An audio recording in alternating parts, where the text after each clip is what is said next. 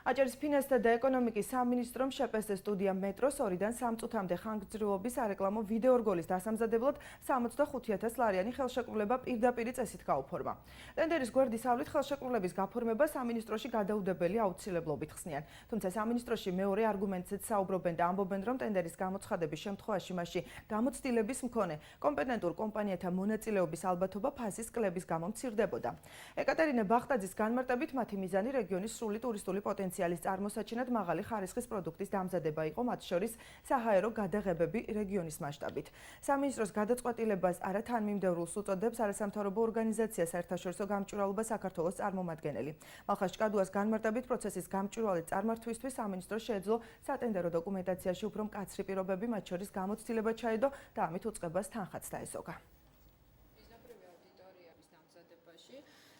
დაგეგმილი ქონდა სამინისტროს საინვესტიციო ტურების განხორციელება წლის დასაწყისიდან და ამიტომ ეს იყო გადაუდებელი გარკვეულწილად ღონისძიება, სადაც საჭირო იყო და ეფექტური იქნებოდა ბევრად აღნიშნული ვიდეო რგოლის გაშვება. ტენდერს ხშირად ახლავს ის, რომ ფასი იკლებს და აქედან გამოცდილი და კომპეტენტური კომპანიების მონაწილეობის ალბათობა მნიშვნელოვნად კლებულობს. აქედან გამომდინარე გადაწყვეტილება სწორედ ამ მიზეზების გამო იქნა მიღებული. შესაძლებელი იქნებოდა ამავე ხარისხის პროდუქტის მიღება გაცილებით დაბალ ფასსა და გარკვეული საბიუჯეტო სახსრების დაზოგვა თუ გამოცხადებოდა ჩვეულებრივი ტენდერი, მაგრამ კაცრი სატენდერო დოკუმენტაციით და პირობებით, სადაც მხოლოდ და მხოლოდ ის კომპანიები შეძლებდნენ მონაწილეობის მიღებას, რომელთაც გარკვეული გამოცდილება აქვთ ამ სფეროში. მე ვფიქრობ, რომ ის იყო არათანმიმდევრული გადაწყვეტილება და